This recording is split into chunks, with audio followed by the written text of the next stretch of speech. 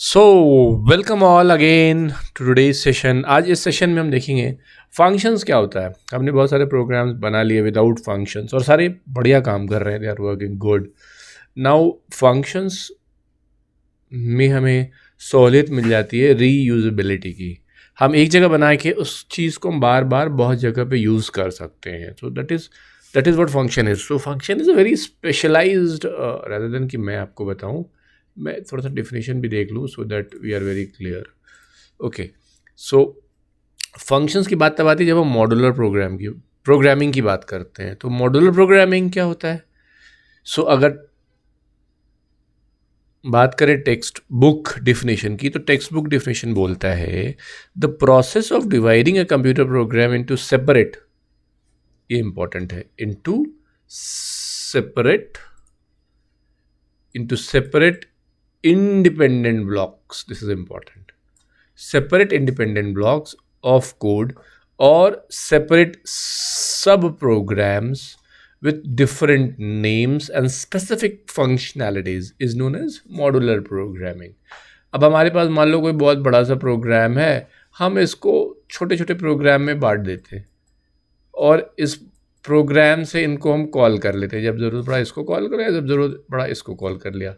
So rather than writing a big program, what we are writing smaller programs. Although number of programs will increase, but the reusability is a key.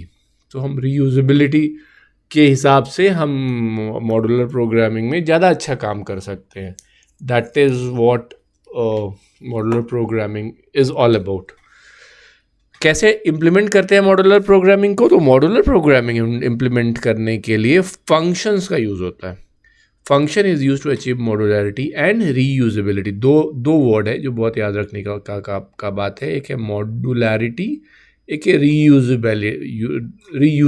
So it is reusable, तो reusability. अब function को define कैसे करेंगे अगर ये question आता है तो? Function can be defined as a named group of instruction that accomplish a specific task when called और व्हेन इन्वोक्ड, जब उसको बुलाया गया, जब उसको कॉल किया गया, तो वो स्पेसिफिक प्रोग्राम जिसके लिए उसको कॉल किया गया है वो कर लेगा। सिंपल सा बात है। So functions is very generic. I mean अगर रियल लाइफ में भी हम ये बात करें तो हर बंदा हर काम नहीं कर सकता है ना। अगर आपको कुछ बिजली का काम कराना है तो आप इलेक्ट्रिशियन को बुला लेंगे। अगर आपने कुछ पाइपिंग का काम कराना है तो आप जो बंदा वो काम करता है प्लम्बर को बुला लेंगे। अगर आप किसी स्पेसिफिक कुछ डिश एंटीना लगाना चाहते हैं तो टाटा स्काई वाले को या एयरटेल वाले को बुला लेंगे।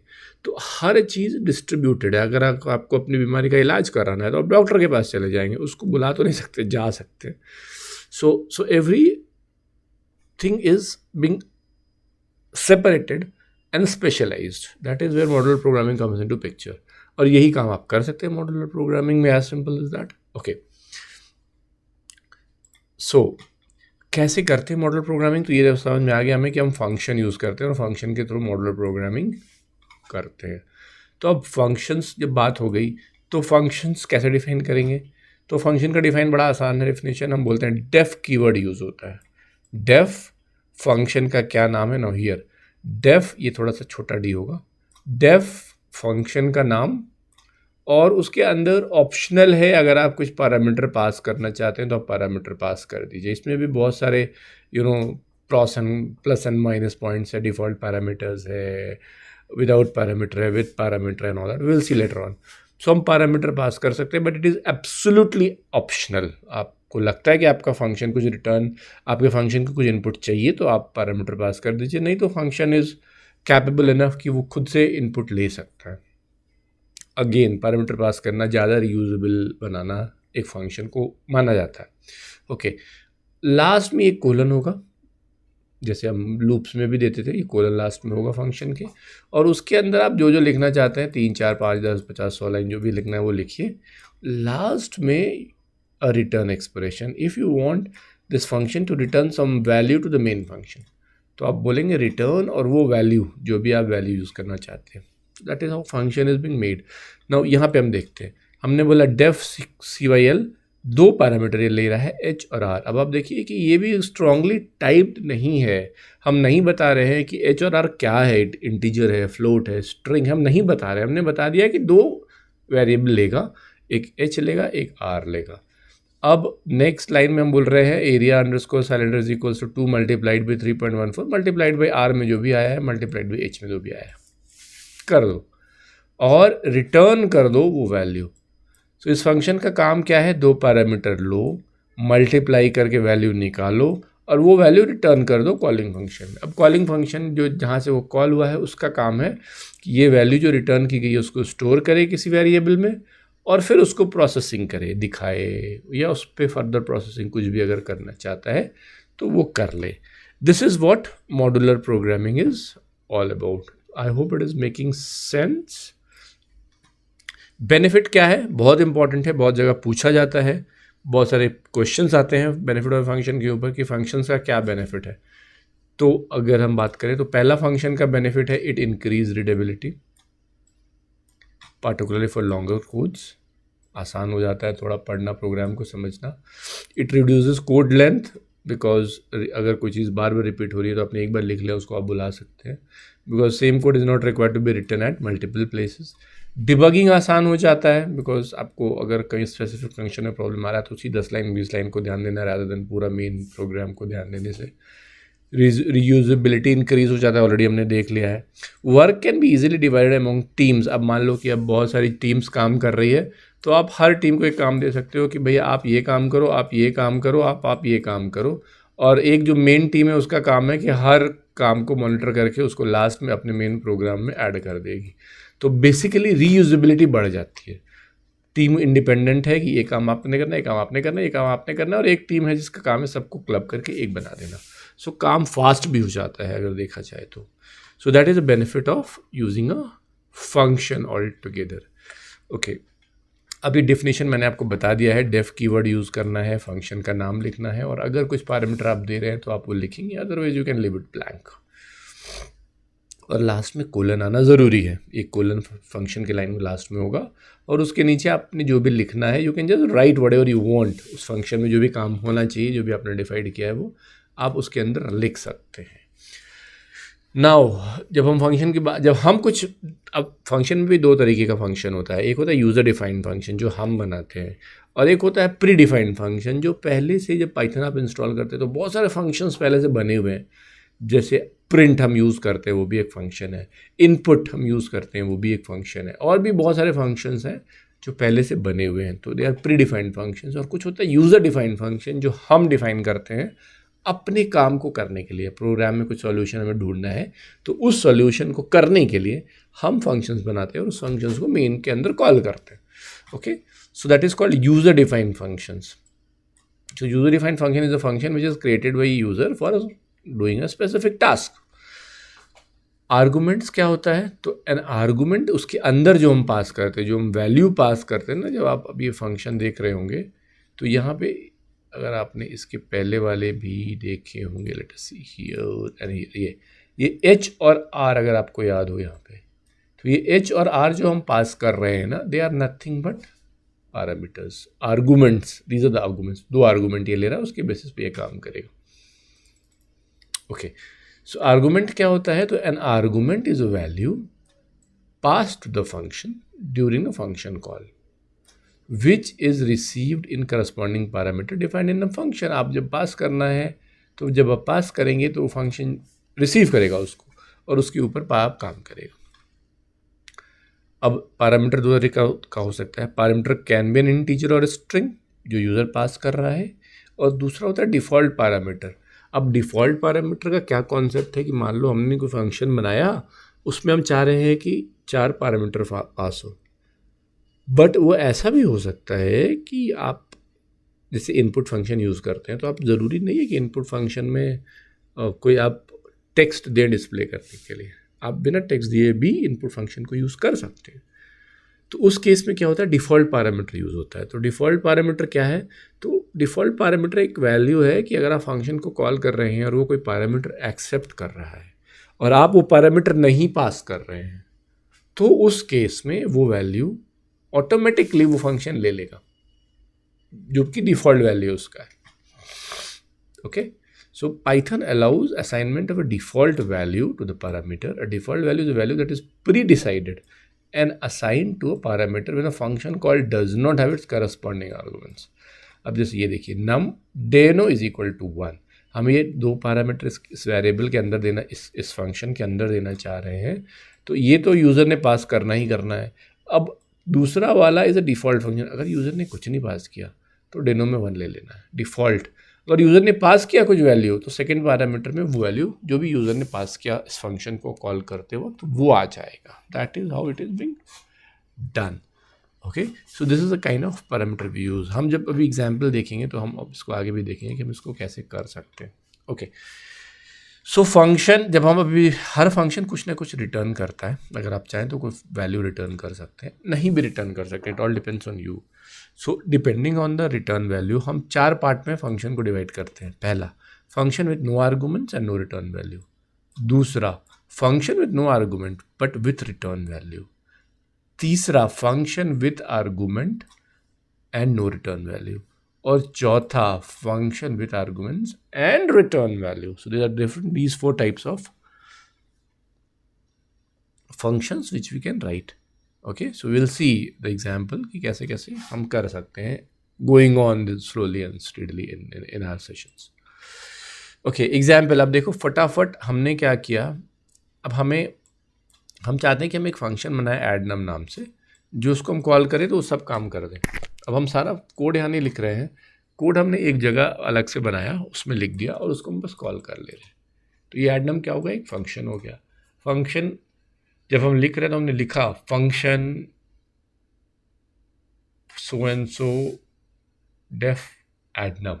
ये इनफैक्ट ये गलत हो गया है, फंक्शन डिफिनीशन के बाद ना ये नेक्स्ट लाइन में आना चाहिए था। यहाँ पे ये मेरे स्टाफ की गलती है, किसने नेक्स्ट लाइन में नहीं दिया।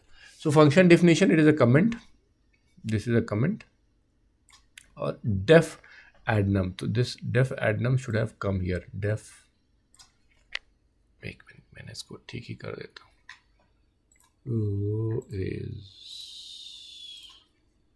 ये यहाँ हो गया और ये हट जाएगा, करेक्ट है,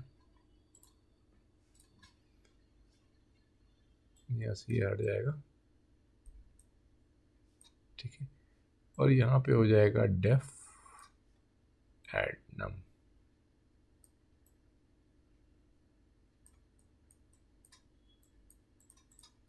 डन। नाउ डेफ एडनम में क्या कर रहा है, अब इसको जैसे कॉल करेगा, ये यूज़र से एक इनपुट लेगा, इंटर फर्स्ट नंबर, फिर यूज़र से सेकेंड नंबर इनपुट लेगा और जोड़ेगा दोनों को और उसको प्रिंट कर देगा। Simple.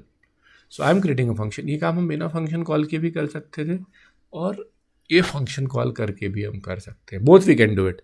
So this is just to explain, इसमें it's not of multi use कि हम इसमें आपको करके दिखाएं कि ये बहुत काम का है। Okay, not an issue. ये वाला प्रोग्राम हम करके हम दिखा सकते हैं, we can just do it and we can show it. आज के लिए हम जब यूज़ कर रहे हैं तो हम ना we will be using ideally which is called PyCharm. PyCharm में थोड़ा काम करना आसान होता है, तो that is why we are using PyCharm. हम आइडियली नहीं यूज़ कर रहे हैं। सो हमने कमेंट डाला फंक्शन डिफिनीशन, और यहाँ पे हम इनफैक्ट हम चाहे तो हम डायरेक्ट हम डाल सकते थे।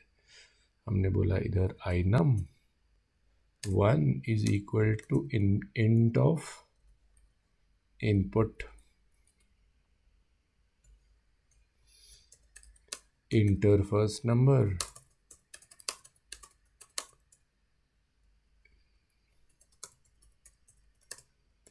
इंटर फर्स्ट नंबर, बंद हो गया ये। फिर इसी को मैंने बोला इतना मेहनत क्यों करना, ऐसे लिखो, और हमने बोल दिया आइनम 2, हमें बोल दिया इंटर सेकेंड नंबर, ठीक है। And then what we did, sum is equal to inum 1 plus inum 2, ठीक है। And then we are printing print sum is comma isum, ठीक है। This is a small function. Now let us run this function and see कि ये काम कैसे कर रहा है. You have to see the output here. Okay, run this. Enter first number मैंने कुछ भी बोल दिया 45. इंटर सेकेंड नंबर मैंने बोल दिया 32 and it is giving me the answer की आंसर इज 77. ठीक है. अब सेम प्रोग्राम को हम चाहते हैं कि हम फंक्शन यूज़ करके करें. तो हम क्या करेंगे कि हम एक क्या फंक्शन ऐड कर देंगे which I will say def add two num. I can just say def और उसके बाद फंक्शन का नाम. तो मैंने बोला f add two numbers, add two num. Simple. हमने कोई भी इसके अंदर कुछ we don't want to accept any variable. Indentation हम कर दें, थोड़ा आगे कर दें और ये भी प्रिंट भी इसके अंदर ही आ जाएगा. और यहाँ पे हमने बोल दिया कि एफ एड टू नम को बुला लो. सिंपल. अब देखिए मेरा मेन प्रोग्राम ये है. अब और उसको हम कॉलने unnecessary we are calling adding one line, but this is how function works. When you will create a bigger program तो ये काम समझ में आएगा. Now let us run this program. ये कहीं एक्सपेक्टेड है, एज सिंपल एज दैट. यहाँ मैंने देना भूल गया. ओके, सेम चीज़ हो रहा है. We said 32, we said 32, it says it is 64. Can you see? तो this is a function without any acceptance, without any variable and without returning anything. अब इसको हम कन्वर्ट करते हैं कि इस फंक्शन में आप सिर्फ काम करो बट वैल्यू रिटर्न कर दो. और जहाँ से कॉल हो रहा है वो एक वैल्यू एक्सेप्ट करेगा और फिर वो काम करेगा. ठीक है. तो हमने ये बोला ये लाइन हटा दो यहाँ से और यहाँ पे बोल दिया रिटर्न आई सम. जो आपने कैलकुलेट सम एडिशन किया ना उसको वापस कर दीजिए. अब जब ये वापस होगा तो एफ एड टू नंबर से ये वैल्यू यहाँ शिफ्ट हुआ. इसने यूज़र से पहला नंबर लिया, दूसरा नंबर लिया, दोनों को जोड़ा और रिटर्न कर दिया. तो जब यहाँ से कोई वैल्यू रिटर्न हो रहा है तो जहाँ हम कॉल कर रहे हैं ना वहाँ पे हमें उसको एक्सेप्ट करना होगा. जैसे कहीं मान लो क्रिकेट खेल रहे हो, बॉल थ्रो हो रही है तो पकड़ना भी तो पड़ेगा ना. सो अगर कोई वैल्यू रिटर्न हो रहा है तो जहाँ से आप कॉल कर रहे हो वहाँ से उसको स्टोर भी करना पड़ेगा, कैच भी करना पड़ेगा.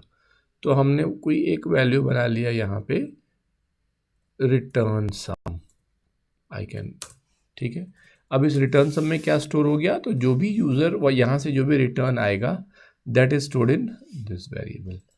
अब उसके बाद हम यहाँ से प्रिंट कर सकते हैं जो भी वैल्यू आए. हम यहाँ पर नहीं काम कर रहे हैं, हम काम कहाँ यहाँ कर रहे हैं. तो function without any variable but with returning a variable. Let us see. Run 34, 52. It's giving me 86. Is this perfect? It is actually perfect. ठीक है. अब तीसरा चीज़ हम चाहते हैं कि हम यहाँ पे करें ही नहीं कुछ काम. यूज़र 2 नंबर यहाँ एक्सेप्ट करे, उसको भेजे, वो जोड़ के वापस कर दे. Now this is the third example. Function accepting variable and returning both चीज़. अब ये देखिए, अब हमने बोला ये 2 वेरिएबल यहाँ से लिए जा रहे हैं. मैंने बोला इसको हटाओ. ठीक है. और ये हम मेन फंक्शन में डाल रहे हैं. I am accepting 2 numbers, int first number int second number. अब हम चाह रहे हैं कि हम जब यूज़र वेरिएबल को कॉल करें तो उसको ये दोनों नंबर दे दे कि हमने तो एक्सेप्ट कर लिया है भाई, अब तुम इसके ऊपर कैलकुलेट करके मुझे वेरिएबल बता दो. अब इसका क्या काम है कि इसका वो 2 लेगा वेरिएबल आई और J. I can give any number and then I said कि यहाँ पे आई रखो और यहाँ पे जे रखो और रिटर्न दोनों को जोड़ो और जोड़ के रिटर्न कर दो. अब देखिए ये नंबर यहाँ पे हमने लिया, हमने इसको पास कर दिया कि ऊपर चले जाओ, वेरिएबल को पास कर दो और जो भी यहाँ से जोड़ घटाओ के वापस सम आया वो यहाँ स्टोर कर लो और यहाँ पे हम उसको प्रिंट कर दे रहे हैं. फंक्शन वाइज कोई चेंजेस नहीं है, just the way how the program is running I am changing that. 45, 43, it is giving me 88. That's perfect. ये क्या है? Function which is accepting a variable and returning a variable. यहाँ पे काम कर रहा है. अब ये हम रिटर्न नहीं करना चाहते तो हम ये वाला सम यहीं पे प्रिंट करा देते. तो हम वेरिएबल यहाँ ले रहे हैं, यहीं कैलकुलेशन कर रहे हैं, यहीं पे कर दे रहे हैं वैल्यू और यहाँ पे से रिटर्न कुछ नहीं कर रहे. तो I hope these 4 concepts are very clear. नहीं है तो आप दोबारा एक बार इस वीडियो को वापस से आप जाके देख लो एंड देन प्रोबेबली आपको ये समझ में अच्छे से आ जाएगा कि ये काम कैसे हो रहा है। ठीक है, this is the same example which we have use, but हमने वो चारों पैरामीटर यूज़ कर लिया है, वो चारों पैरामीटर यूज़ करके बना रहे हैं। ठीक है, तो आई होप